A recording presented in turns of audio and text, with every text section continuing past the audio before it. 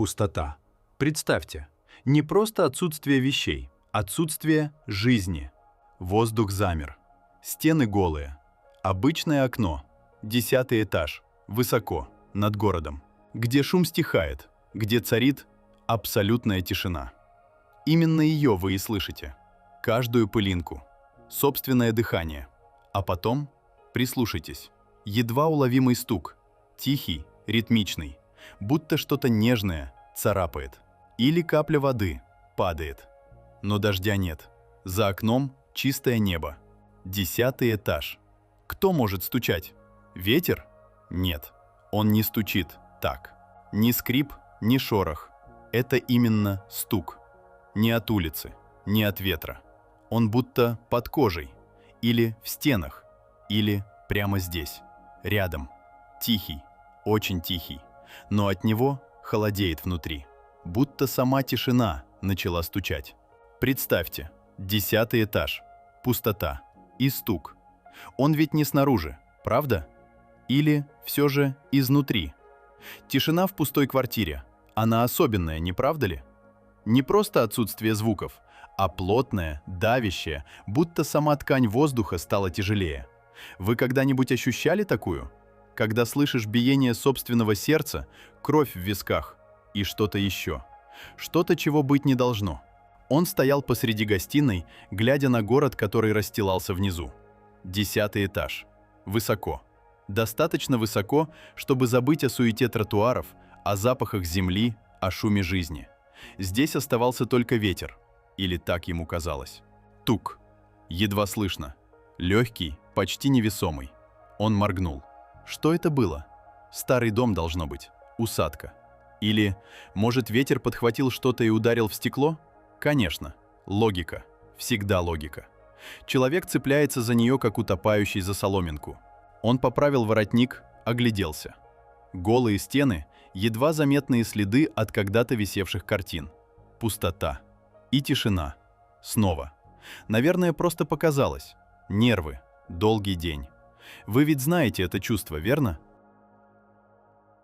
Когда разум пытается убедить вас в том, что все в порядке, пока нутро сжимается от предчувствия. Тук, тук. Теперь отчетливее.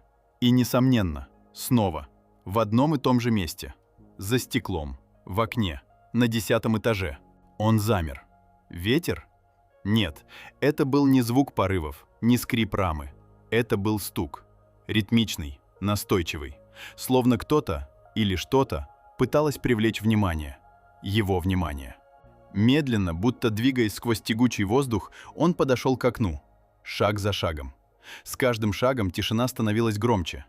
Приближаясь, он чувствовал, как холод поднимался изнутри, растекаясь по венам, касаясь кончиков пальцев. Это не был холод старого дома. Это был холод совсем иной природы. Он приник к стеклу, выглянул вниз. 10 этажей до асфальта. Никого. Пустота. Обернулся. Вверх. Небо. Серое, безмолвное. Только тонкие струйки дождя начинали царапать стекло. Никаких балконов над ним, никаких строительных лесов, никакого эха. Тук. Прямо перед ним. Почти осязаемо. Будто под кожей. Там никого не было, но стук продолжался. Он был здесь, за стеклом, в пустом пространстве. И в этот момент он понял, что это не ветер. И это не был старый дом. Это было нечто. Нечто, что знало, что он здесь, и стучало, специально для него. Вы почувствовали это? Холод? Понимаете, самое страшное не то, что ты увидел, а то, что ты понял. Он приходил туда каждый день, искал объяснение. Ветер? Птица? Случайность. Мы цепляемся за логику, не так ли, когда сталкиваемся с необъяснимым. Часы текли, дни сливались. Он сидел в пустой квартире, вглядывался в окно, вслушивался, ждал. Замер, как охотник. Каждый нерв был натянут, но стук не приходил, только пустота, звенящая. А потом он отпускал. Усталость брала свое, мгновение слабости. И тогда оно возвращалось. Тихий, почти нежный стук. 1, 2, 3 в окно. На 10-м этаже. Он пытался поймать его, засечь. Но оно было неуловимым, словно играло, пряталось, когда ждали, появлялось, когда нужен покой. Стук менялся, переставал быть звуком, становился личным, персональным. Вы слышали, как стучат по стеклу, чтобы привлечь внимание? Это было иное, не звало, напоминало. Ритм, он не был постоянным. Иногда легкое царапанье, словно кто-то осторожно проводил по стеклу, проверял. А иногда глухой, влажный удар, как будто что-то мягкое, но тяжелое, падало извне или изнутри. Чувствуете разницу? Между этими звуками тишина сгущалась. Переставала быть отсутствием звука, становилась присутствием, плотной, тяжелой, как будто что-то дышало в ней. Вы чувствовали это? Когда тишина становится осязаемой, давит, заполняет легкие. Он чувствовал, что не один, незримый сосед. Что-то за границей восприятия. Не двигалось, не проявлялось. Но оно было здесь, с ним. И запах. Сначала пыль, забытая. Но потом что-то другое, сырое, старое, затхлое. Будто плесень, проросшая сквозь время. Шло не из окна, не из вентиляции. Казалось, из самих стен. Холод поднимался изнутри. Не сквозняк, нет. Холод проникал под кожу, в кости. И вместе с ним ощущения. Стены дышали. Под кожей. Медленно, ритмично. Как живая плоть, пульсирующая в бетоне. Вы чувствовали, что стены вокруг живые? Что они не просто ограждают от мира, но и от чего-то, что прячется внутри. Или что прячется в вас. Оно ждало, оно дышало, оно стучало, и оно понимало. Он стоял, он слушал. Часы тикали где-то в глубине его сознания, отсчитывая не время, но последние крохи здравого смысла. Вы чувствуете, как это бывает? Когда каждая нить, что держала вас в пределах дозволенного, начинает рваться, медленно, одна за одной. Он больше не пытался убедить себя. Не искал логики, потому что логики не было, никогда не было. Было только это, неумолимое, ритмичное тук-тук-тук. Шаг. Один. Потом еще один. Холод от пола поднимался к ногам, но это был не тот холод, что снаружи. Это был холод. Изнутри. Вы когда-нибудь чувствовали, как собственное тело становится чужим? Как оно движется само, по велению чего-то другого? Он шел. К окну. Прямо туда, откуда шел звук. Не потому, что хотел увидеть, а потому, что не мог не идти. Невидимая сила, толкавшая его, была сильнее любого страха. Сильнее даже желания выжить. И вот, когда он был уже совсем близко, когда его рука почти коснулась холодного стекла, тук. Громче, резче, прямо у самого уха. Не просто звук, это был удар, вибрация. Он почувствовал ее в костях, в зубах. Казалось, воздух вокруг него сгустился, стал плотным, как вода, а потом тишина. Полная, абсолютная.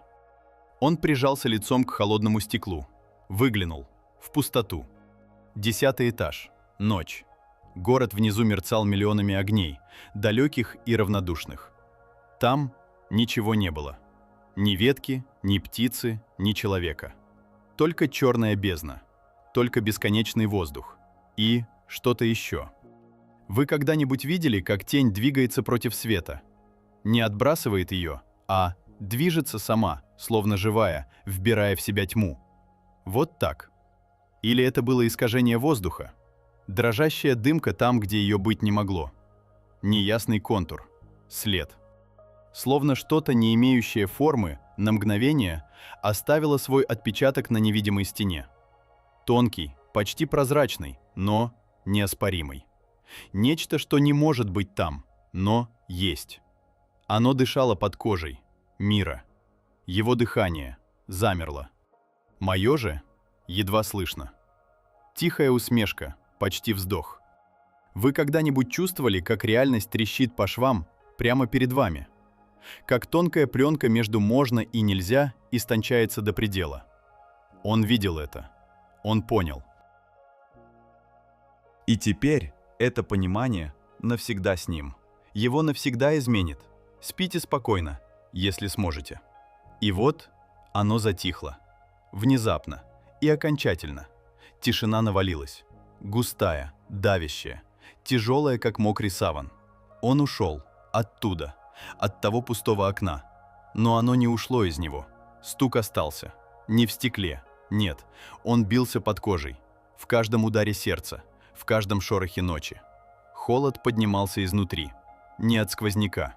От знания. Он понял. Не увидел тень. Не прикоснулся к леденящей пустоте. Он понял, что есть вещи, которые просто есть. За гранью понимания. За пределами света. Они приходят. Иногда. Просто чтобы напомнить о себе. Чтобы проверить. Не ищут, не ждут. Просто проверяют наше присутствие. А потом уходят, оставляя после себя лишь вакуум и этот первобытный ужас. И вопрос. Что же оно искало? Или кого? И что будет, когда оно найдет? Мой голос тает, замирает, оставляя вас наедине с этим знанием. Спите спокойно, если сможете.